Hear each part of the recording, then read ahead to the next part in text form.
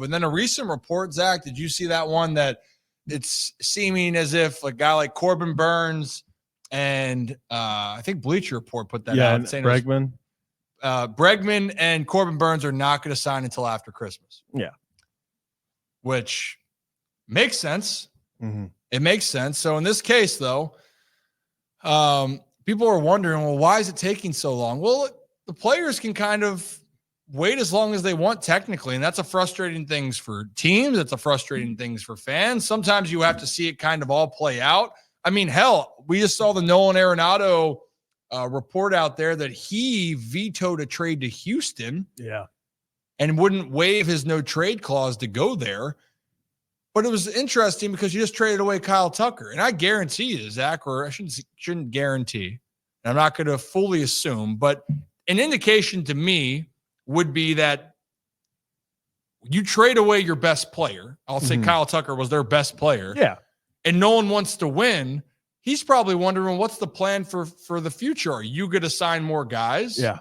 Because they said, that deal's not done yet. But then there's also another player in this mix, the third baseman that they've had there for years in Alex Bregman. Yeah. And actually then Ken Rosenthal spoke on Foul Territory today talking about what that means with Alex Bregman. So let's play that clip for you guys and react on the other side. See Alex Bregman leaving. The Houston Astros under Jim Crane have not been willing to give these monster contracts. They've been extremely successful. Do not get me wrong. But why did they trade Tucker? Because they don't want to go to the $300, $400, $500 million range next year when it's going to be a matter of him being a free agent and them having to ante up. Bregman, they've made an offer. It obviously was not sufficient. It was in the 150s. He wants more. I expect some team to give him more. It could be Toronto. It could be Boston.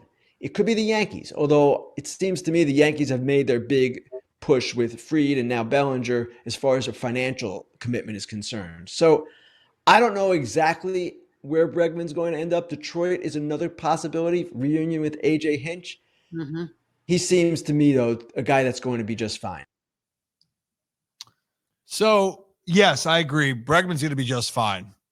But it also was the indication if you're looking for a player to replace Alex, yeah, the initial report, Zach, was, they're not out on Alex Bregman. No, it's done. I think Alex Bregman is going to go to a contending team. He's going to get a big contract, and he's not going to be in Houston. So then the question then is asked, Zach, what is Houston going to do next? Because it really is going to dictate where some of these guys could go. Nolan Arenado, I'm sure, is going to look at some other options, and the Cardinals are going to start looking at other teams for trade partners. But then say Houston goes and signs one of the outfielders that are still available. What if it was a Santander or a Teoscar Hernandez? Would that then become a landing spot for Nolan or somebody else to come in? I don't know. Or do they reevaluate? And do they look at possibly selling another piece like a Framber Valdez? They're in a weird spot. Why I say that, Zach, is because right now you would probably say the Houston Astros are the front runner or at the top of still winning the American League West once again. Yeah. And I think people it was a down year of sorts, but people are forgetting the talent of Alex Bregman. It even feels like in a lot of off seasons, if there wasn't the past two where you had Shohei and then Juan Soto, Alex Bregman's probably a top two guy that you're like, oh, Alex Bregman's a free agent. So it is a big loss for the Astros, and it's a position that, okay, we assume they're moving on from Bregman. You need to have a significant player take over there if you want to be as good there. And that's why I think they go after Nolan Arenado. But like you said, from an outside perspective, yeah, maybe the Astros on the inside are like, no, we're going for it. We just didn't want to pay Tucker. We got the guys we wanted. Okay, now we're going to supplement here, there, and wherever to then build this team. But if you're Nolan Arenado, you're going, wait, so you just had one of the young, talented players in this league, one of the top, I'll say 5 bats when healthy. I mean, you compare him to anyone, he's going to be at the top. And you're sitting there and you're going, now, why are they trying to get rid of this guy? And okay, now we're seeing rumors of Valdez is apparently on the market as well, right before going into his final year. And so if you're Nolan Arenado, you're also sitting there going, okay, why would I want to go there? If I get there, then Valdez gets traded. All of a sudden we start losing halfway through the season, things aren't going as well, and they fire sale it. Why would I want to go there? So yeah, I think if you are the Astros, if you want an Arenado, you want him to waive that, you go get a Teoscar, you go get an Anthony Santander, you go and you show him, hey, this is worse. Just because we got rid of Tucker, that was a financial reason. That we wanted to prolong how long we can win and not just go all in this year. But then on the other side, Nolan Arenado, 33, he's coming up on, his time as an elite player.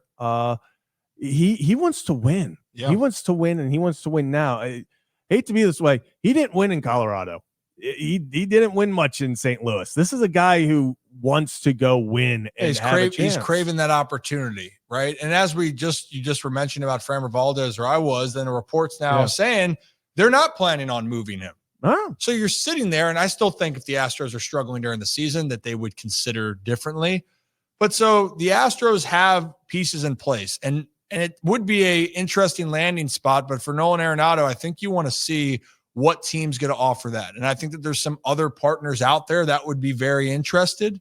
So we'll have to see. But how many teams, to your point, Nolan Arenado is getting older. Which team is going to want a veteran player? A lot of teams want a veteran player, but are they going to want the contract? And also, are they expecting him to play at that level, not only for this year, but for years moving forward? So we'll see what's going to happen there. But as you guys can see, and why we talk about this, more moves that happen, it's domino effects. Like, you're sitting and waiting on what's going to happen. That's like why the whole Sasaki, we keep bringing it up. Teams are waiting for him to make a decision before then trying to sign other guys. Yeah. Corbin Burnes right now, the fascinating thing is that all the teams that, I guess there's 3 right now, they're still talking to him. Yeah, there's supposedly 3. It's the Giants, the Toronto Blue Jays, and the Baltimore Orioles. Which Orioles still technically, I guess, interested in discussions. I know us too. We don't necessarily think that's how it's going to go. I think we both agree it's going to be an orange and black out west. But yeah, but there's still interest. These guys haven't made a decision. I think, I talked about it after a few days ago. I think we're going to hit this dead period because, like the report came today, Alex Bregman and Corbin Burnes, they're like, I'm going to go have Christmas with my family. I'm okay. I can sign. You're going to get the same deal now versus in 8 days. Hell, you might get more money. Your value is not going to decrease over a 10-day span. So yeah, I think this is probably, of course, I'll say this and then we'll have breaking news later tonight on it. But yeah, without a doubt, it seems like we're probably going to hit a lull for probably a week or so. Yeah. Before, and like you said, I think Sasaki opens the trade market. I don't see any pitchers, big time pitchers, getting traded from the Padres or the Mariners until Sasaki decides, because everyone's still in on him.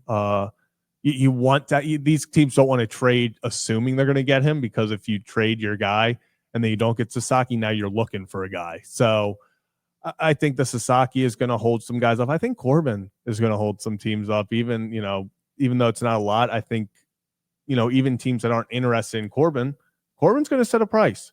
So if you're a free agent pitcher out there, like a Minaya, you want to see these pitchers get as much money as possible, so then you can put your case out there. Yeah. I mean, this time it reminds you how exciting the offseason and hot stove can be, and also how it can be so stressful and boring in times. You got to be patient, because it is a game and it's playing the long game.